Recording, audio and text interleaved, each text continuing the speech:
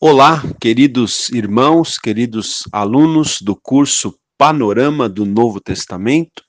É o pastor Ronaldo Guedes Bezerra quem está falando, da Igreja Evangélica Avivamento Bíblico no Tucuruvi. E essa é a nossa aula número 27, áudio 1. Ok, muito bem. Nós vamos, nesta aula, começar a estudar a Epístola aos Romanos, ok?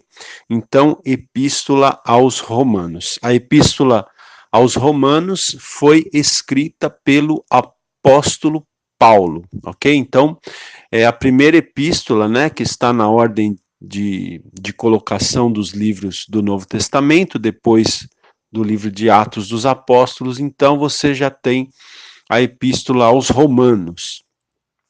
Muito bem, gente, vamos lá. Eu vou começar lendo aqui uma introdução, um histórico que o Peter Holloway faz.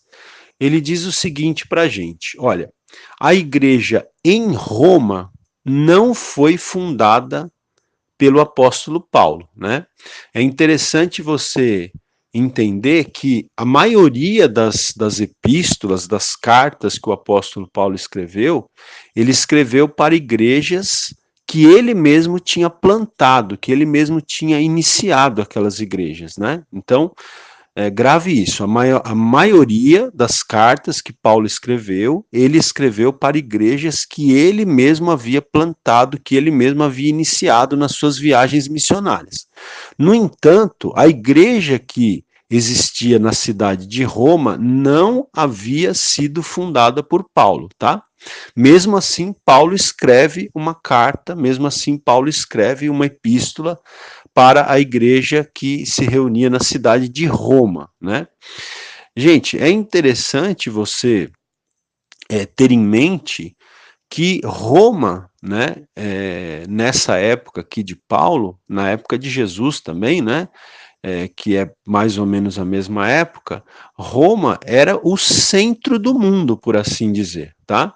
Lembre-se que os povos naquela época, né, os povos ali no entorno do mar Mediterrâneo, ali, ou seja, norte da África, Ásia, né, Oriente Médio, sul da Europa, todos aqueles povos estavam sendo dominados, né, pelo famoso Império Romano, tá? Por que Império Romano? Porque a capital desse império era a cidade de Roma, cidade esta que existe até os dias de hoje, né? Hoje Roma é a capital da Itália. Então, note que Roma é uma cidade muito antiga, né? Para você ter uma ideia, na época que Paulo escreveu essa epístola, Roma já tinha 800 anos de história. Olha só, gente. Paulo escreveu a epístola há 2.000 anos atrás. Há 2.000 anos atrás, Roma já tinha 800 anos. Quer dizer que Roma é uma cidade que tem quase 3.000 anos de história. Olha que coisa fantástica. Quando você pensa que o Brasil foi descoberto há 500 anos, né? Há 500 anos, você vê que o Brasil, como um país, é uma criança perto de uma cidade como Roma, né? Porque Roma, na época que Paulo escreveu a carta, já tinha 800 anos de existência. E desde então já se passaram 2.000 anos, né? Então, Roma, né, na época, era o centro do mundo, porque era a capital do Império Romano que dominava todos aqueles povos, né, ali no entorno do mar Mediterrâneo. E Roma era uma metrópole, tá? Você tem que entender que Roma era uma metrópole, era um lugar de várias culturas, era uma cidade onde moravam pessoas de todas as nações, né? De todas as nações ali daquele mundo conhecido da época, havia habitantes de todas as nações ali na cidade de Roma. Então, Roma tinha uma população próspera e agitada, né? E Roma era o centro de todo o governo, de todo o poder, né? Ali político, ok? Bom, era uma cidade muito rica, porque como era a capital do Império Romano, né? Então, a riqueza do império era usada em prédios públicos, né, em excessos materiais e em todo o prazer conhecido ao homem, tá? Então, até hoje, né, se um dia, quem sabe, você tiver a oportunidade de visitar a cidade de Roma, você vai ver, então, que vários prédios públicos, né, já daquela época, continuam lá em Roma, né, como, assim, são atrativos turísticos hoje ali em Roma, né? Então, é interessante você ter em mente, né, para qual igreja Paulo estava escrevendo. Ele estava escrevendo para a igreja que estava nesta cidade importantíssima, que era a cidade de Roma, né? Ah, o Peter Howe, ele até diz aqui que existe um ditado que você já deve ter ouvido, que diz assim: todos os caminhos levam a Roma, né? E esse ditado antigo, ele estava longe de ser figurativo, porque o apóstolo Paulo, ele sabia que uma vez em Roma, né, o coração do império, então o cumprimento de Atos 1:8 seria inevitável. O cumprimento de Atos 1:8 em que Jesus disse que os discípulos deviam pregar o evangelho, né, até os confins da terra. Então Paulo, ele sabia que uma vez em Roma, né, o coração do império, então o cumprimento dessa ordem de Jesus de se pregar o evangelho a todas as nações até os confins da terra seria inevitável. Bom, gente, é importante você entender também o seguinte: na época em que o apóstolo Paulo estava escrevendo a carta aos Romanos, ele ainda não havia visitado Roma, tá? Então ele ainda não havia visitado a cidade de Roma.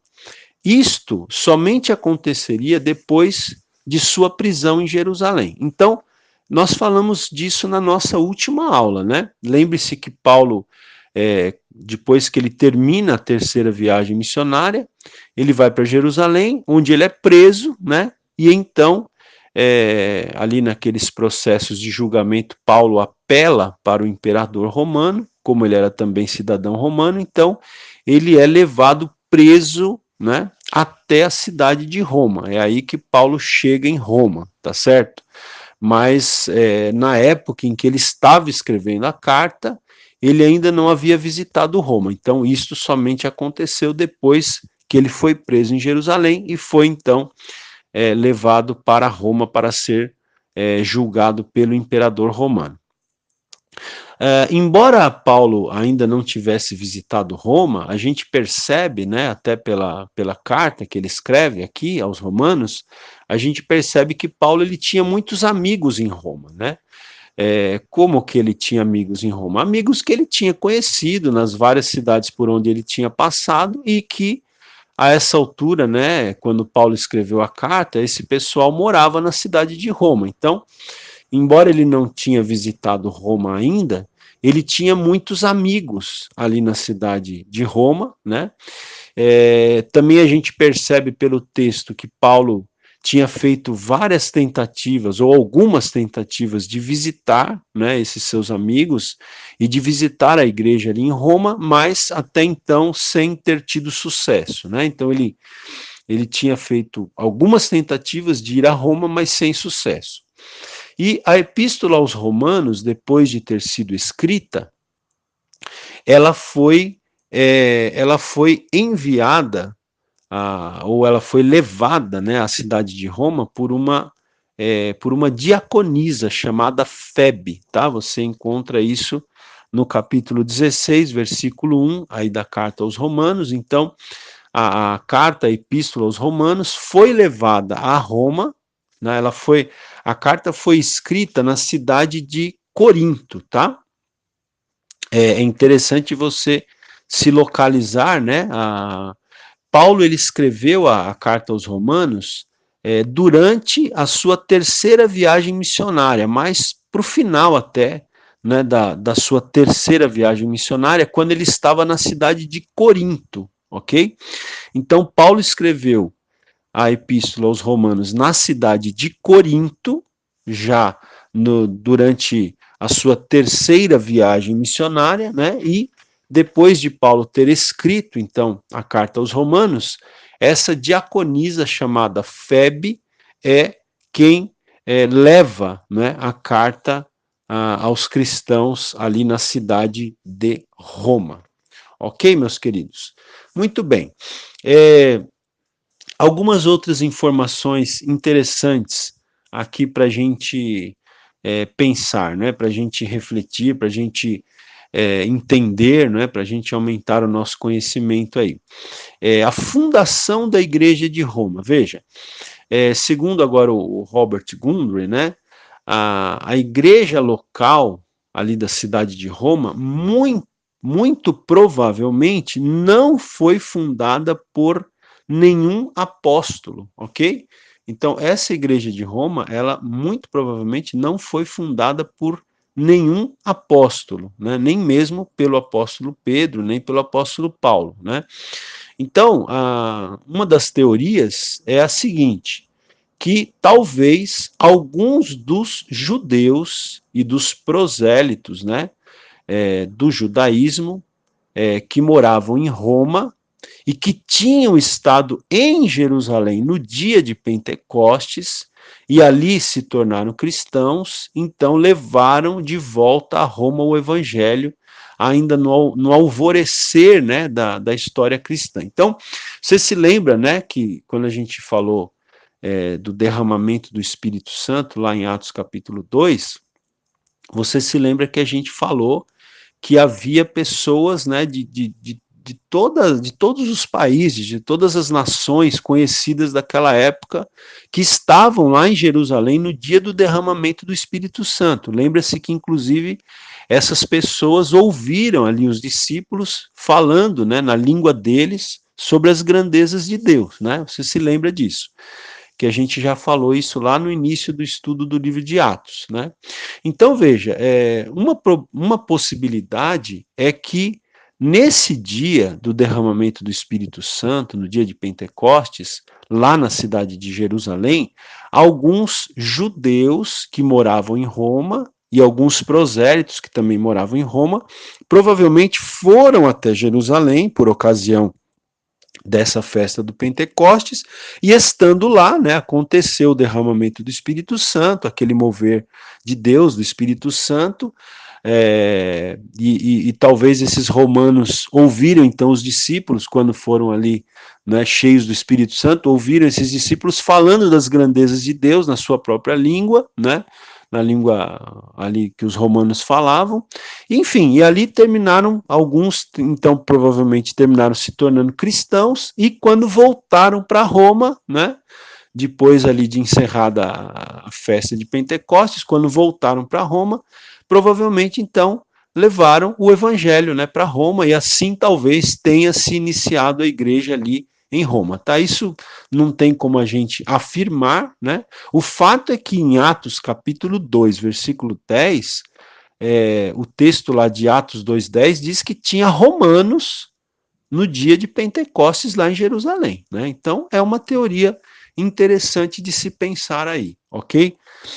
Outra coisa interessante, gente, é a seguinte: existe, né, entre os estudiosos aí da Bíblia, uma questão para quem teria sido escrita essa carta aos Romanos, se mais para judeus ou para gentios, né?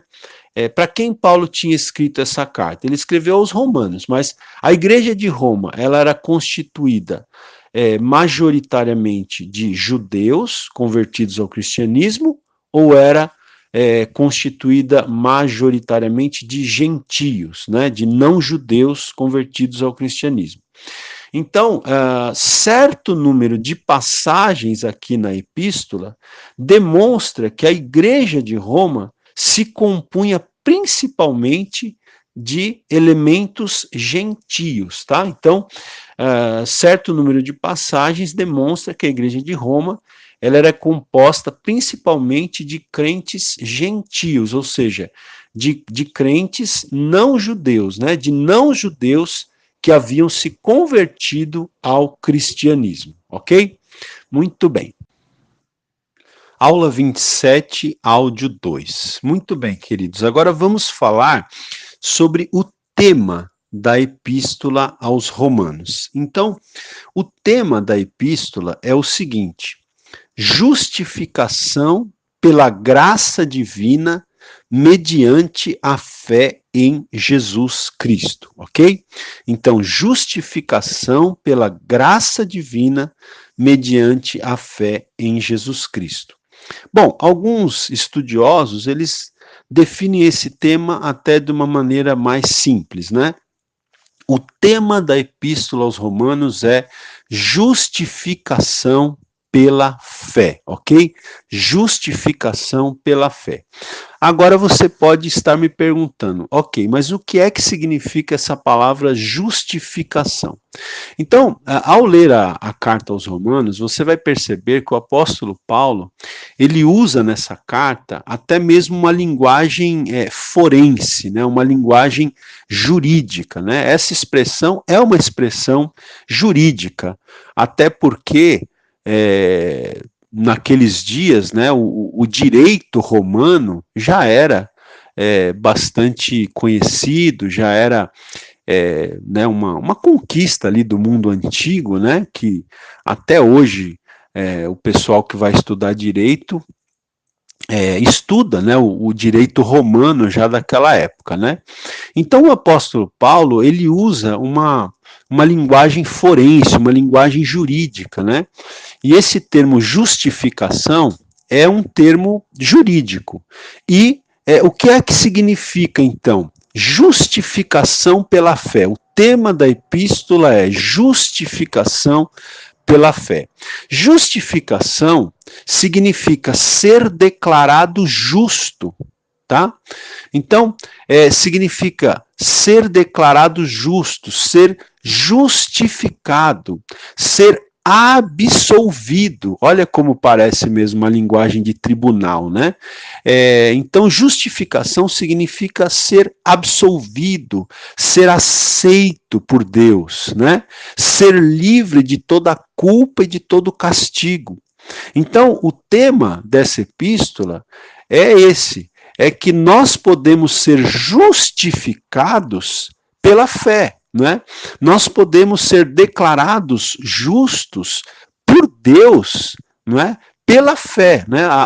O tema da epístola é esse. Paulo vai argumentar que ninguém pode ser justificado diante de Deus pelo cumprimento da lei do Antigo Testamento. Ninguém pode ser justificado por Deus pelas obras. Né? Ninguém pode ser justificado por Deus pelo desempenho pessoal.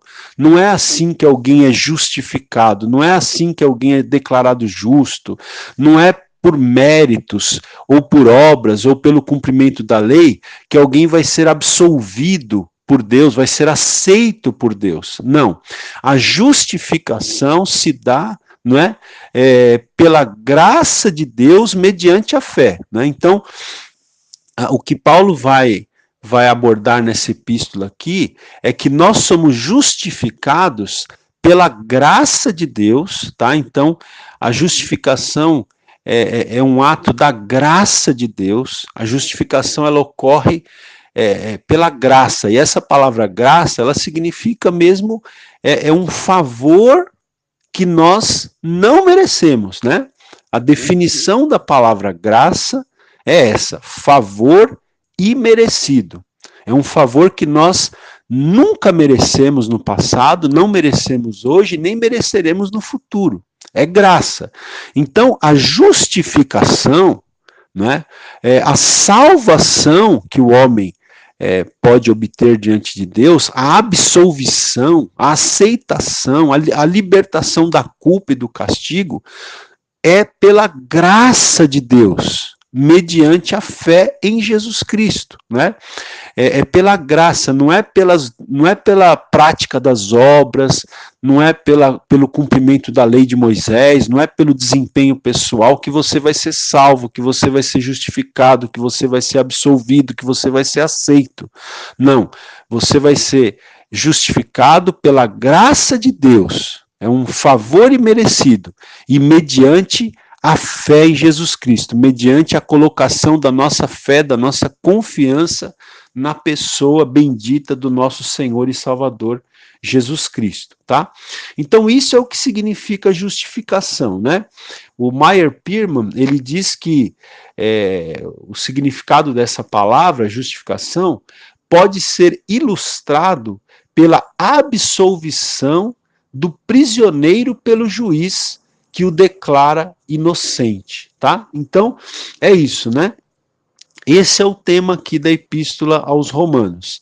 Nós, que éramos prisioneiros do pecado, né, vamos ser declarados, ou somos declarados inocentes pelo juiz que é Deus, né, e isso mediante a graça de Deus, o favor imerecido de Deus, né, e pela colocação da nossa fé em Jesus Cristo, o Senhor. Então, esse é o tema, gente, tá? Da Epístola aos Romanos. Você vai ver que, se você ler a Epístola aos Romanos, você tem que ler a Epístola tendo esse tema em mente. Aliás, né, se você puder fazer isso, enquanto a gente vai ter aí 6 aulas estudando a Epístola aos Romanos, então vai dar mais ou menos aí 3 semanas que a gente vai estudar. Então, se nessas 3 semanas você puder, além de ouvir as aulas, você puder ir lendo a carta aos Romanos, seria extremamente interessante, e você teria que ler, então, com essa perspectiva que eu estou passando para você aqui, ok? Vale também destacar o seguinte, queridos, que essa doutrina, né, da justificação pela graça de Deus, mediante a fé em Jesus Cristo, essa doutrina, ela recebe sua abordagem mais sistemática exatamente nesta epístola de Paulo à igreja de Roma, tá? Então veja, esse tema da justificação pela graça de Deus mediante a fé em Jesus, essa é a teologia do apóstolo Paulo, é a teologia paulina. Você vai encontrar isso, né? Aqui no Novo Testamento, nas epístolas do apóstolo Paulo, ele vai abordar isso na carta aos Efésios, né? Lembra-se que Efésios capítulo 2, versículos 8 e 9, diz, pela graça sois salvos, né? Mediante a fé, isto não vem de vós, é dom de Deus, não pelas obras, para que ninguém se glorie. Então, você vê que essa doutrina, essa teologia da justificação pela graça de Deus mediante a fé em Jesus, talvez, eu acredito que a gente pode dizer que é o ponto principal, né, da teologia paulina, né, da teologia do apóstolo Paulo, e a gente acredita que essa teologia de Paulo, que ele aborda nas suas epístolas, é algo inspirado por Deus, pelo Espírito Santo de Deus, tá? Então, você vai ver no Novo Testamento, nas cartas de Paulo, que ele sempre vai abordar esse tema. No entanto, é aqui na epístola aos Romanos que esse tema, né, que essa abordagem recebe o tratamento mais sistemático, porque em Romanos, Paulo sistematiza essa doutrina de uma forma bem clara, né? Então, essa doutrina da justificação pela graça de Deus mediante a fé em Jesus, ela recebe a sua abordagem mais sistemática exatamente aqui na epístola de Paulo à igreja de Roma. Ok, meus queridos? Muito bem. Vamos seguir aqui um pouco mais. Então, também eu quero falar um pouquinho com vocês qual é o propósito, né, da epístola aos Romanos. Qual é o propósito, ou qual foi o propósito do apóstolo Paulo ao escrever esta carta aos Romanos? Então, basicamente, são 2 propósitos. O primeiro seria preparação para a sua primeira visita àquela cidade, né, e a comunidade cristã que estava ali na cidade de Roma, tá? Porque você percebe no texto aqui da Epístola aos Romanos que desde há muito tempo o apóstolo Paulo vinha tendo a intenção de visitar Roma, mas ele sempre sempre havia algum empecilho, né, que o impedia de visitar a cidade de Roma e, consequentemente, a igreja que estava ali na cidade de Roma. Então, o propósito dele escrever essa epístola era preparar já, né, ir preparando os irmãos ali da cidade de Roma para receberem a sua primeira visita àquela cidade, tá? Então, propósito, preparação para a sua primeira visita àquela cidade e à comunidade de crentes que morava ali na cidade de Roma, certo? Muito bem. Um outro propósito da epístola era fazer um tratado a respeito do evangelho, né? Porque, como eu disse agora há pouco, esse tema, né, da justificação pela graça de Deus mediante a fé em Jesus, esse tema ele não foi desenvolvido tão sistematicamente em outras epístolas como foi desenvolvido na epístola aos Romanos. Então, um dos propósitos era, então, escrever essa epístola como uma espécie de um tratado a respeito do Evangelho. Ok, gente? Então, veja, a epístola aos Romanos, ela é uma epístola importantíssima, tá? Acho que a gente nunca é demais, né? A gente ficar batendo nessa tecla que a epístola aos Romanos é uma epístola importantíssima, é uma epístola que todos os cristãos precisam ler, né? E não ler uma vez, não, ler várias vezes, né? Eu quero te incentivar a ler essa epístola. Eu me lembro que quando eu estava no seminário, fazendo então ali o meu curso teológico, eu me lembro que nós tínhamos um semestre inteiro só para estudar a epístola aos Romanos. Olha só a importância dessa epístola, né? Lá no seminário onde eu me formei, seminário Betel Brasileiro, na época nós tínhamos um semestre inteiro só para estudar a carta aos Romanos. E eu me lembro que na época o professor que deu essa matéria para a gente, ele pediu que nós lêssemos a carta aos Romanos 8 vezes, né?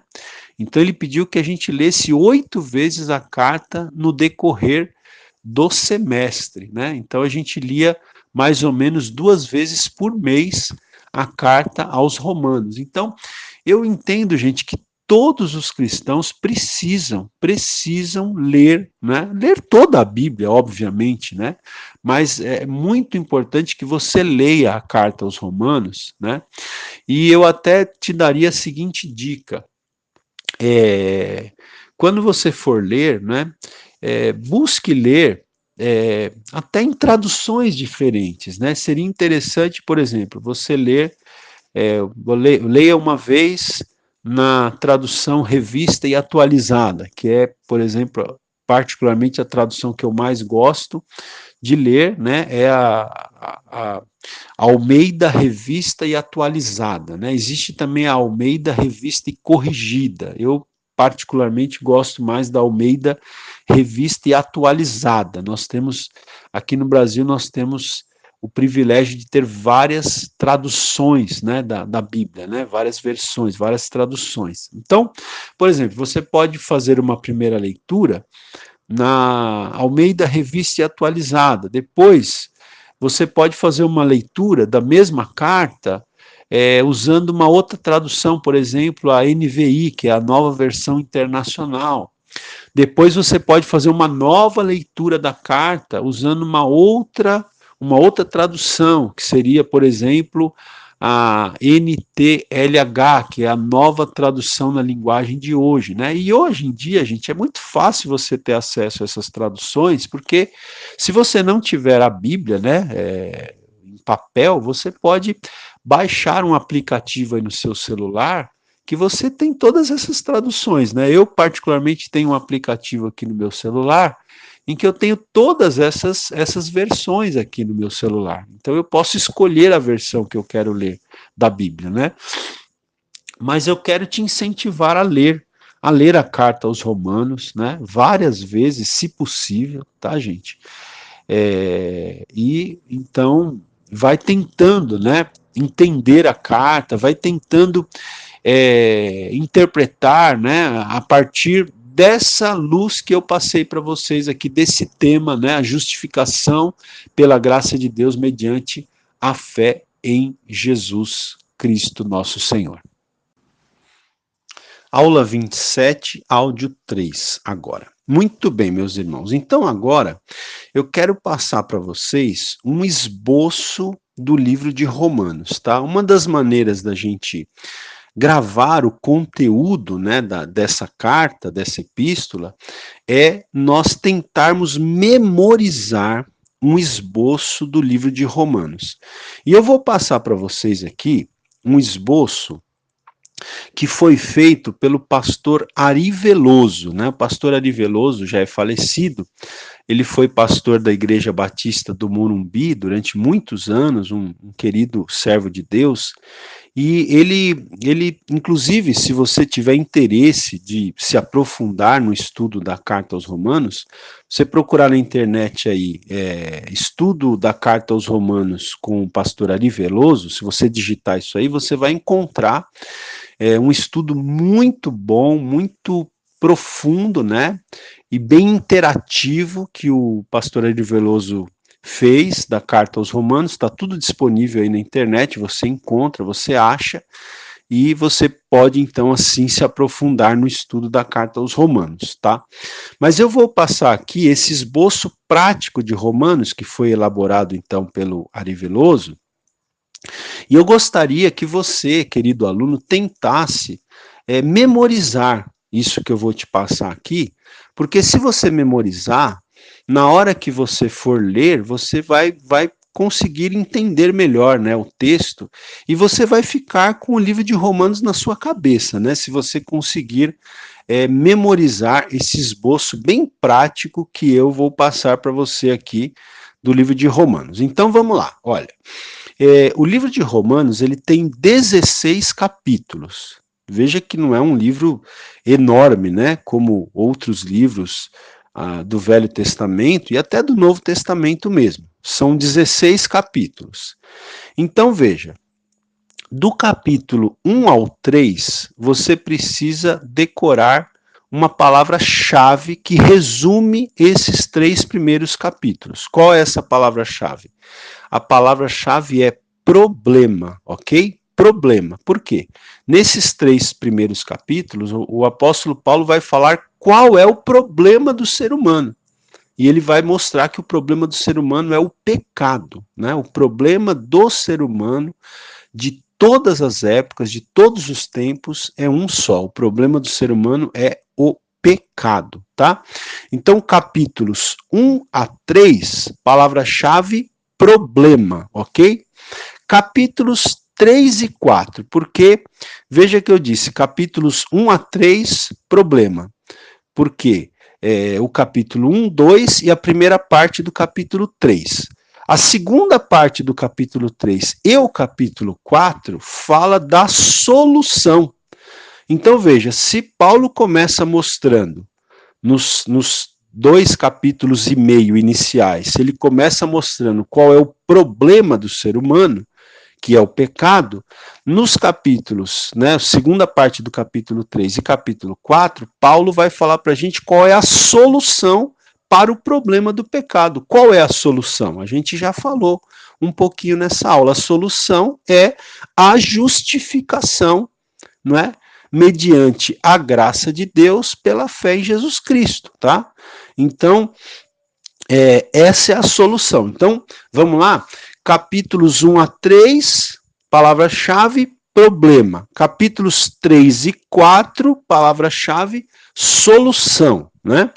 Aí do capítulo 5 ao 8, a palavra-chave é vida, ok? A palavra-chave é vida. Daqui a pouquinho eu vou explicar por que a palavra-chave dos capítulos 5 a 8 é a palavra vida, mas grave aí. Aí dos capítulos 9 até o 11, a palavra-chave é Israel, não é? Porque nesses capítulos 9, 10 e 11, o apóstolo Paulo, ele como que abre um parênteses ali na argumentação dele para tratar da nação de Israel, né? para falar do tratamento de Deus para com a nação de Israel, ok? Aí dos capítulos 12 ao 14, 12, 13 e 14, a palavra-chave é conduta, porque o apóstolo Paulo vai falar, né, qual deve ser a conduta do crente que é justificado pela fé em Jesus Cristo, tá? E aí os dois últimos capítulos, a palavra-chave é conclusão, tá? Porque aí Paulo já está concluindo a epístola aos Romanos. Então, gente, seria interessante se depois você conseguisse anotar, né, num papel aí, né, ou no seu celular, enfim, você conseguisse anotar essas primeiras 6 palavras-chave, né, para você, então, ter o esboço do livro de Romanos na sua cabeça. Então, vamos repetir.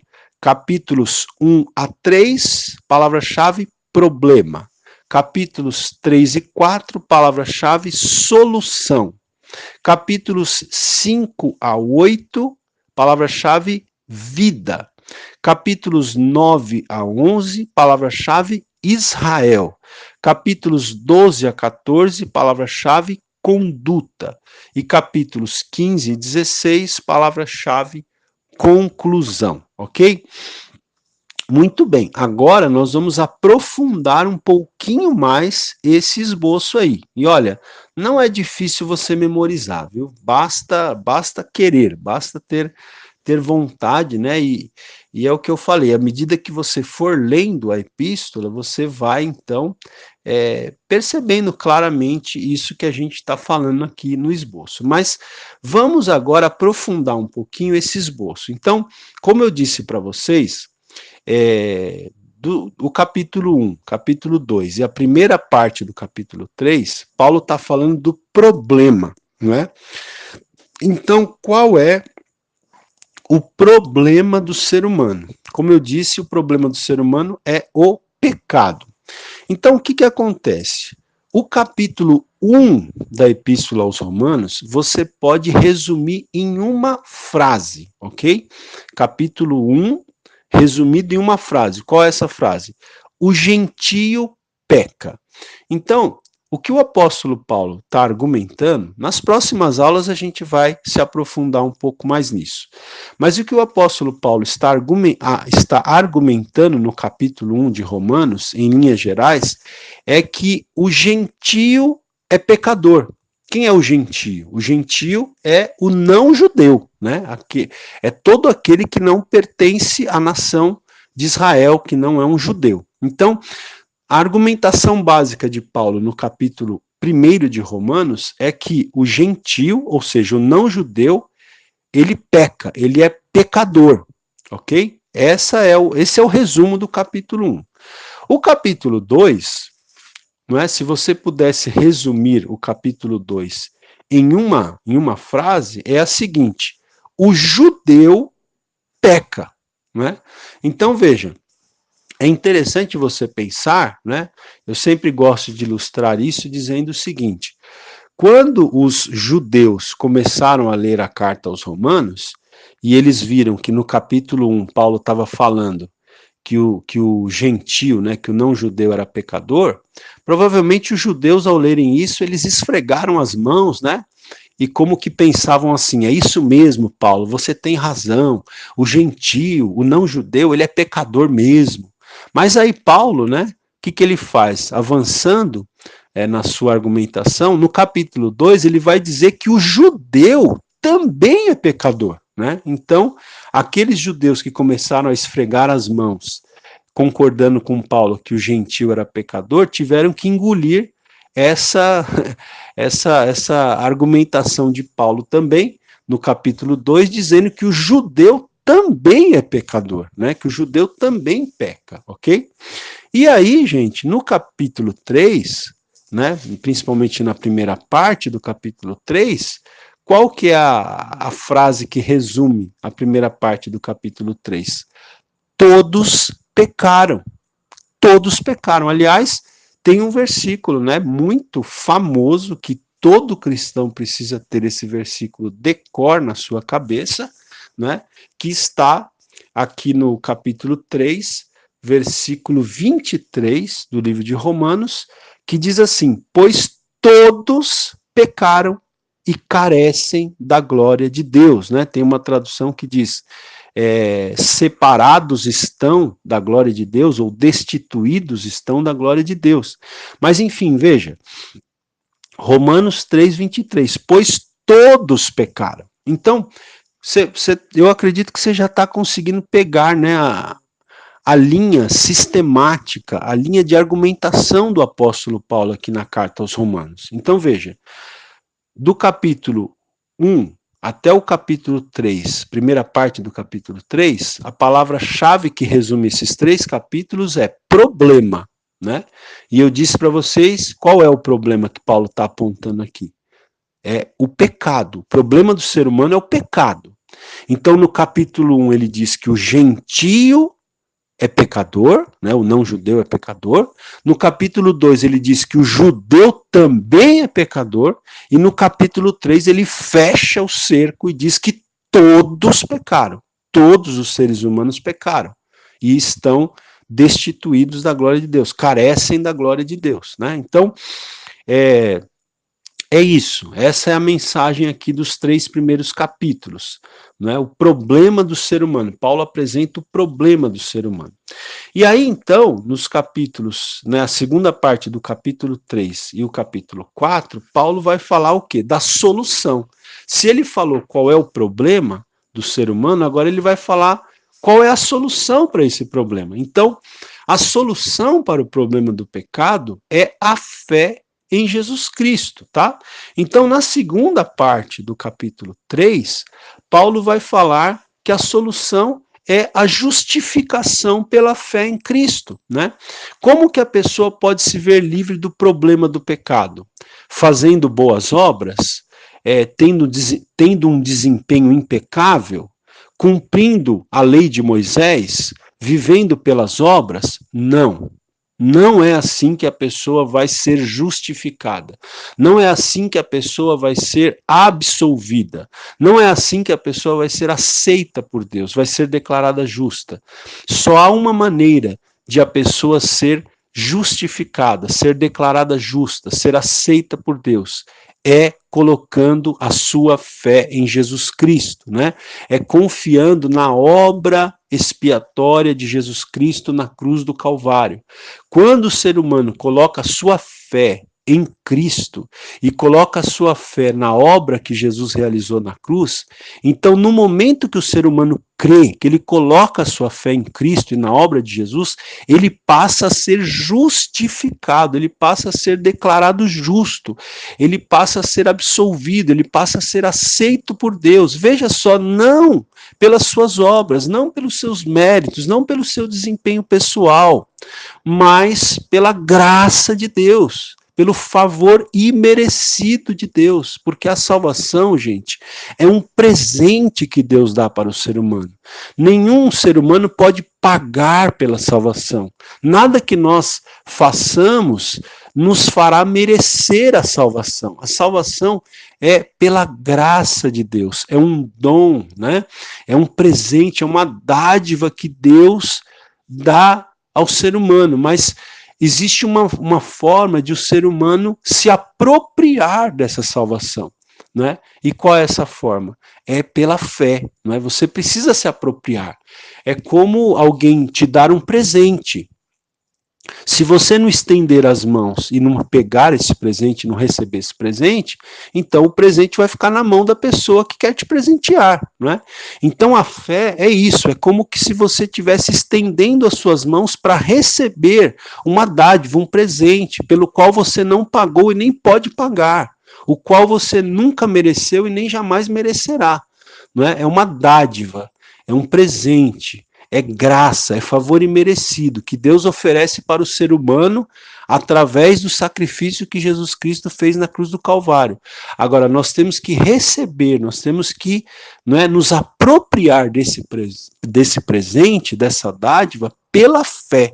Então, a fé, eu gosto de pensar que a fé ilustrando, né, a fé é o estender das nossas mãos para receber esse presente que Deus nos dá de graça, né? Para receber esse presente que nós nunca merecemos no passado, não merecemos hoje, nem jamais mereceremos.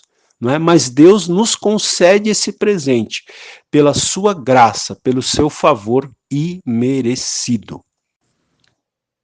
Aula 27, áudio 4. Então, eu estava dizendo para vocês, né, sobre a solução. Então, capítulo 1, 2 e 3, primeira parte, problema. O problema do homem é o pecado. Capítulo 3, segunda parte, e capítulo 4, Paulo está falando da solução. A solução é a fé em Cristo. Então, no capítulo 3, na segunda parte do capítulo 3, Paulo vai falar, né, que a solução é a justificação pela fé. Né? Veja, aqui eu vou até ler para você, capítulo 3 de Romanos, versículo 23 e 24. 23 eu já tinha lido há pouco, mas vou reler e vou ler junto com o 24, que você vai ver que vai dar aqui um sentido. Então veja, diz assim, né? Pois todos pecaram e carecem, né, necessitam da glória de Deus, sendo justificados, verso 24, sendo justificados gratuitamente por sua graça, mediante a redenção que há em Cristo Jesus. Então, veja, está muito claro aqui, né? O texto está dizendo que todos pecaram, esse é o nosso problema, mas a solução está no verso 24. Não é? Todos pecaram e carecem da glória de Deus, sendo justificados, sendo declarados justos, sendo absolvidos, sendo aceitos por Deus gratuitamente, veja, é de graça, por sua graça, mediante a redenção que há em Cristo Jesus, ou seja, mediante a obra redentora que Jesus Cristo realizou ali na cruz do Calvário, tá? E aí no capítulo 4, gente, Paulo vai argumentar que Abraão foi justificado pela fé, não é? Então veja, porque os judeus, eles acreditavam que a justificação era por meio da lei, tá? Aliás, esse sempre foi um embate aqui no Novo Testamento, você precisa entender, isso é uma chave para você entender o Novo Testamento. Por isso que você vai ver, quando a gente estudou Atos, a gente falou sobre isso, e a gente vai ver isso mais adiante também. Existia um grupo, né, de convertidos, de judeus que tinham se convertido ao cristianismo, mas que eles achavam que além da fé em Jesus, a pessoa tinha que praticar a lei de Moisés. Se ela não praticasse a lei de Moisés, ela não seria salva. Então, essas pessoas, elas são chamadas de judaizantes, tá? No Novo Testamento. Lembre-se que teve até lá no livro de Atos, a gente falou, no capítulo 15, aquele concílio de Jerusalém, que teve aquele embate, né? Porque os judaizantes achavam que os gentios que tinham se convertido a Jesus tinham que guardar a lei de Moisés para que eles pudessem ser salvos. E Paulo e Barnabé, né, brigaram ali no bom sentido de que não é?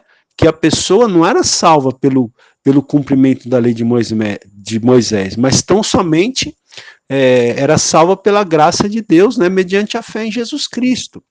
Então aqui no capítulo 4 de Romanos, Paulo vai mostrar que nem mesmo Abraão foi justificado pela lei, mas que ele foi justificado pela fé, não é? É muito interessante que o apóstolo Paulo, ele encontra um versículo que está lá em Gênesis, capítulo 15, versículo 6, lá no Velho Testamento, que diz que Abraão creu em Deus, e isso lhe foi imputado para a justiça, né? Abraão creu. Olha aí, crer quer dizer o quê? Ter fé, né? Então Abraão creu, ele teve fé em Deus e foi através da fé que ele teve em Deus que ele foi justificado. Até porque a lei de Moisés, quando Abraão viveu, a lei de Moisés ainda nem tinha sido dada, Moisés nem tinha nascido ainda. Então, como Abraão poderia ter sido justificado pela lei, se a lei nem tinha sido dada quando ele existia, se Moisés nem tinha nascido quando Abraão existia? Então Paulo, no capítulo 4, ele argumenta, né, que a justificação é pela fé e não pela lei, não pelo cumprimento da lei de Moisés, tanto que Abraão foi justificado pela fé, porque quando Abraão existia, Moisés nem tinha nascido e a lei de Moisés nem tinha sido dada ainda, tá? Então, é isso. Mas nós vamos falar um pouco mais disso à frente. Eu gostaria apenas que você guardasse nesse momento estas informações, né? Então, capítulo 1 ao 3, problema. Capítulo 3 e 4, a solução. Aí depois eu disse para vocês que do capítulo 5 até o 8, a palavra-chave era a palavra vida. Por quê? Porque uma vez que a pessoa venceu o problema sendo justificado pela fé, a pessoa passa a ter uma nova vida em Cristo Jesus, tá? E essa nova vida em Cristo Jesus, capítulo 5, é vida de paz. Então, resumindo o capítulo 5 em uma frase, é vida de paz, né? Sua nova vida é vida de paz, porque o capítulo 5 ele até começa com um versículo que diz assim: justificados, pois, mediante a fé, temos paz com Deus por meio de nosso Senhor Jesus Cristo, né?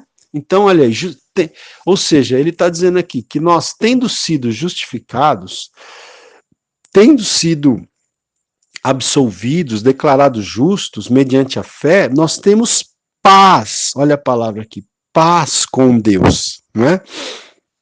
Então é assim que a pessoa pode ter paz interior com Deus, é mediante a justificação pela fé em Cristo Jesus. Então, capítulo 5 de Romanos em uma frase, né? É vida de paz, né? Então, a sua nova vida, depois de ter sido justificado pela fé, sua nova vida é uma vida de paz. Capítulo 6, resumido em uma frase. Sua nova vida é vida de vitória, tá? Por quê? Porque o capítulo 6 de Romanos, ele vai falar, né, que nós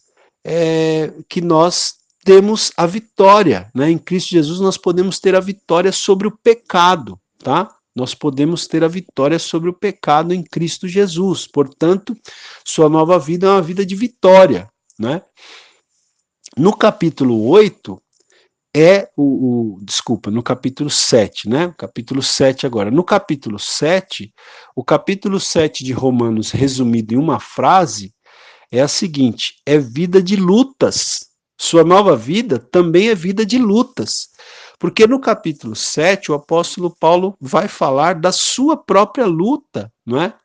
Para viver em santidade diante de Deus, né? Porque o capítulo 7 de Romanos, para quem já conhece um pouquinho da Bíblia, é aquele capítulo que Paulo fala do seu conflito interno, que ele fala que às vezes o bem que ele quer fazer, ele termina não fazendo, mas o mal que ele não quer fazer, esse ele termina fazendo.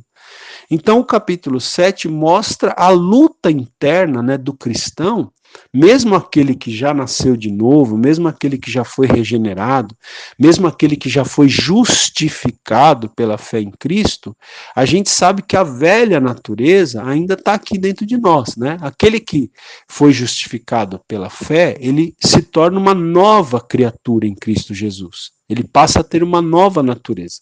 Mas o fato de nós termos uma nova natureza não quer dizer que a nossa velha natureza não continue aqui dentro de nós.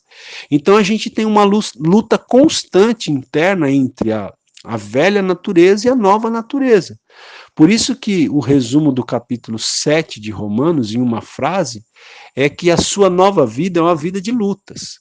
Mas o capítulo 8 vai dizer que também é vida eterna, né? Capítulo 8, ele vai falar que a gente pode vencer o pecado quando a gente vive no Espírito, né, na dependência do Espírito, cheio do Espírito, e é vida eterna porque Paulo diz aqui em Romanos 8, aquele capítulo bem conhecido, que diz que nada nos poderá separar do amor de Deus que está em Cristo Jesus, né? Nada, absolutamente nada, nos poderá separar do amor de Deus que está em Cristo Jesus, ok? E aí, seguindo aqui, gente, o capítulo 9, você pode resumir o capítulo 9 na seguinte frase: a eleição de Israel. Então, lembra que eu falei para vocês, capítulo 9, 10 e 11, pode ser resumido com a palavra Israel. Porque Paulo trata da questão de Israel, Israel diante de Deus, né? Então, resumo do capítulo 9 em uma frase: a eleição de Israel. Resumo do capítulo 10 em uma frase: a rejeição de Israel. E resumo do capítulo 11 em uma frase: a conversão de Israel, tá? Então, capítulo 9, Paulo está tratando do passado de Israel, quando Israel foi eleito, né? A eleição de Israel. O capítulo 10, Paulo está tratando do presente de Israel, ou seja, a rejeição de Israel, e o capítulo 11, Paulo está tratando do futuro de Israel, quando ele fala da conversão de Israel no futuro, ok? Mas não se desespere, né? Talvez você esteja pensando, meu Deus, é muita informação. De fato, é bastante informação, mas não tem como a gente, né, a gente se furtar a dar essas informações. Eu te incentivo a ler o livro para você ir, né, entendendo, e se você puder anotar essas informações, né, eu vou tentar colocar essas informações no grupo do Facebook, o grupo Panorama Bíblico, e enfim, você vai lendo, né, o texto bíblico. E outra, nós vamos, nas próximas aulas, nós vamos tentar elucidar mais, nós vamos tentar, né, clarear melhor essas ideias todas. E seguindo aqui para o final, eu disse para vocês, né, que do capítulo 12 a 14, a palavra-chave era conduta, né, e 15 e 16, conclusão. Então, resumindo a mensagem do capítulo 12 em uma frase, a conduta, né, do cristão, no caso, aqui a gente está falando do cristão, é uma conduta de amor. Capítulo 12 vai falar que a nossa conduta é uma conduta de amor, até porque a gente tem aqui, por exemplo, capítulo 12, versículo 9, fala, né, o amor seja sem hipocrisia. Versículo 10, amai-vos cordialmente uns aos outros, com amor fraternal. Então, capítulo 12, resumido em uma frase, sua nova conduta é de amor. Capítulo 13, resumido em uma frase, sua nova conduta é de obediência, porque o capítulo 13 ele vai falar sobre obediência, inclusive começa até falando que nós devemos ser sujeitos, né, submissos às autoridades superiores, porque não há autoridade que não proceda de Deus, né? Então, o capítulo 13 vai tratar sobre esse assunto. Então, sua nova conduta é de obediência. O capítulo 14, o apóstolo Paulo vai falar sobre a tolerância para com os fracos na fé, né? Sobre a liberdade e o amor, né? Então, resumindo o capítulo 14 em uma frase, seria liberdade sem libertinagem. Liberdade sem libertinagem, né? Capítulo 15, em uma frase, exemplos de Jesus e planos de Paulo, porque aqui o apóstolo Paulo fala de alguns exemplos de Jesus e fala de alguns planos dele mesmo, né, para o seu futuro. E capítulo 16, em uma palavra, conclusão. Ok, queridos? Então é isso. Gostaria que você tentasse, né, memorizar, né, esse esboço do livro de Romanos. Aqui, vamos lá. Então eu vou terminar essa aula fazendo a recapitulação. Romanos capítulo 1, o gentio peca. Capítulo 2, o judeu também peca. Capítulo 3, todos pecaram. Capítulo 3, segunda parte, justificação pela fé, que é a solução para o problema do pecado. Capítulo 4, Abraão justificado pela fé. Capítulo 5, sua nova vida é vida de paz. Capítulo 6, é vida de vitória. Capítulo 7, é vida de lutas. Capítulo 8, é vida eterna. Capítulo 9, a eleição de Israel no passado. Capítulo 10, a rejeição de Israel no presente. Capítulo 11, a conversão de Israel no futuro. Capítulo 12, sua nova conduta é de amor. Capítulo 13, é de obediência, capítulo 14, liberdade sem libertinagem, capítulo 15, exemplos de Jesus e planos de Paulo, capítulo 16, conclusão.